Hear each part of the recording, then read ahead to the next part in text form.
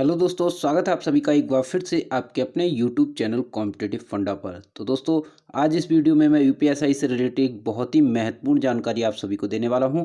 दोस्तों, बहुत सारे लोगों के दिमाग में बहुत तरह के क्वेश्चन चल रहे हैं नोटिफिकेशन को लेकर। जिस तरह के कुछ पॉइंट दिए हुए हैं जिसमें कुछ लोगों को बहुत ज़्यादा डाउट हो रहा है, तो उसके बारे में मैं आपको इस वीडियो में बताने वाला हूं।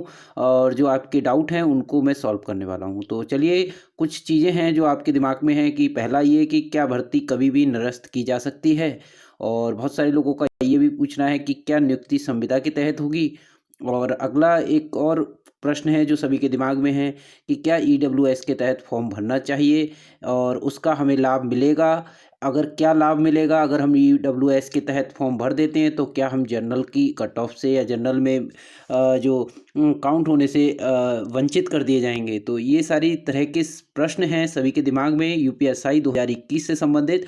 तो दोस्तों, इस वीडियो में मैं आपको सभी को इन प्रश्नों के जवाब देने वाला हूँ। तो पहले हम बात कर लेते हैं कि क्या नियुक्ति संविदा के तहत होगी? तो दोस्तों, जैसा कि आपने देखा होगा नोटिफ़िकेशन में एक वर्ड लिखा हुआ है कि विज्ञापित पदों की पर की जा रही भर्ती जो है अस्थायी होगी। तो इस चीज़ को लेकर सभी लोग बहुत परेशान हैं। मैं आपको बता दूँ, ये कोई ऐसा नहीं है कि स्पेशल इस भर्ती में दिया गया है। जनरली हर भर्ती में यही होता है कि आपकी जो नियुक्ति होती है वो अस्थायी तौर पर मतलब होती है।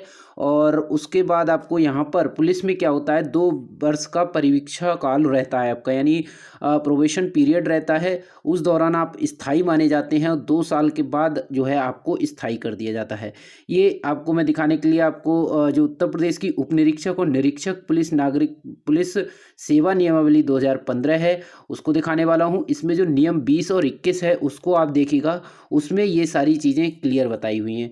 तो चलिए आप देखिए इसमें क्या दिया हुआ है।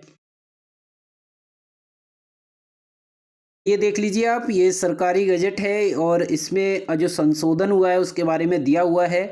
और इन्होंने यहाँ लिखा हुआ है कि उत्तर प्रदेश नागरिक पुलिस और निरीक्षक नागरिक पुलिस सेवा नियमावली 2020 का 7वां संशोधन हुआ है। और इसमें हुआ क्या है, इन्होंने पूरा बताया कि जो नियम 15 था उस नियम में संशोधन किया गया है। और नियम संशोधन में क्या था, स्तंभ 1 में जो चीज़ पहले से थी उसको संशोधित करके स्तंभ 2 में दिया गया है, यानी स्तंभ 2 में अब क्या है, जो संशोधित वाला है वो है। तो आपको साथ ही साथ पढ़ सकते हैं। मैं आपको बता दूं, यहाँ जो लिखित परीक्षा का पूरा यहाँ पर सारी चीज़ें जो लिखी हुई हैं वैसी की वैसी हैं। 400 अंकों का इसमें भी था, इसमें भी 400 अंकों का रखा गया है।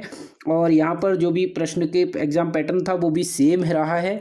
उसके बाद चेंजेस यहाँ हुए हैं, यहाँ पर है ये पूरा दिया हुआ है कि जो 35% अंक रखे गए हैं, 50% अंक टोटल रखे गए हैं।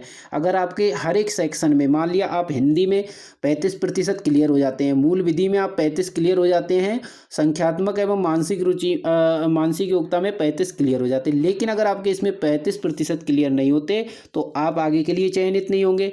अगर इनकेस आप अगर यहाँ भी सिलेक्ट 35% ले आते हैं, लेकिन इन सब का जो टोटल है अगर आपका 50% भी नहीं बनता, तब भी आप आगे के लिए चयनित नहीं होंगे, मतलब आगे के चरण के लिए नहीं भेजे जाएंगे। तो आपका रिटन एग्जाम में पास होने के लिए ये आपका जो है मिनिमम क्वालिफिकेशन है कि मतलब आपको इतना क्वालिफाई करना ही करना है। उसके बाद आपको आगे भेजा जाएगा, डॉक्यूमेंट वेरिफिकेशन होगा, फिर आपका मेजरमेंट होगा, फिर आपकी जो एफिशिएंसी टेस्ट यानी रनिंग होगी, और रनिंग के बाद आपका फाइनली रिजल्ट बनेगा। तो उसमें फिर ये आपके 50% का कोई मायने नहीं रह जाता। अब कोई ये कहे कि मैंने तो भाई 51% लेके आया था और मैंने तो रनिंग भी दिया और डीवीपीएसटी भी दिया, तो मेरा भी सिलेक्शन होना चाहिए, तो यहाँ पर नहीं होगा, क्योंकि यहाँ पर फिर देखे जाएंगे आपके टॉप नंबर्स किन के हैं। वो 75% वाले का सिलेक्शन होगा। अगर जनरल की कट ऑफ 70 जाती है तो 70 वाले का होगा। तो वहाँ पर ये सारी चीज़ें रहेंगी, वहाँ पर 51 वाले का नहीं होगा। तो आपको कोशिश ये करनी है कि एग्ज़ाम पेपर में ज़्यादा से ज़्यादा नंबर तो आपको लेकर ही आना है, क्योंकि वही आपकी मेरिट बनाएंगे। लेकिन और आपको हर एक सेक्शन में 35 क्लियर भी करना है। अब होगा क्या, जैसे किसी पेपर में आप 30 नंबर सही कर रहे हैं, आपने आंसर की मिला ली, लेकिन अब वहाँ पर आपको लगता है कि क्या मेरा सिलेक्शन होगा। तो दोस्तों, अगर आपका पेपर टफ रहा होगा, नॉर्मलाइजेशन के बाद आपके जो है 10 नंबर नंबर या 5 नंबर आपके बढ़ जाते हैं, यानी आप नॉर्मलाइजेशन के बाद 35% अंक ले आते हैं, तो आपको उस सेक्शन में पास मान लिया जाएगा। और अगर किसी सेक्शन में आप 40 करके आए थे और आपका नॉर्मलाइजेशन के बाद आपके 34% हो गए, तो वहाँ पर आपके 35% नहीं रहते हैं, तो इस वजह से आपको वहाँ पे डिस्क्वालीफाई कर दिया जाएगा। तो ये चीज़ है, आपको ध्यान रखना है।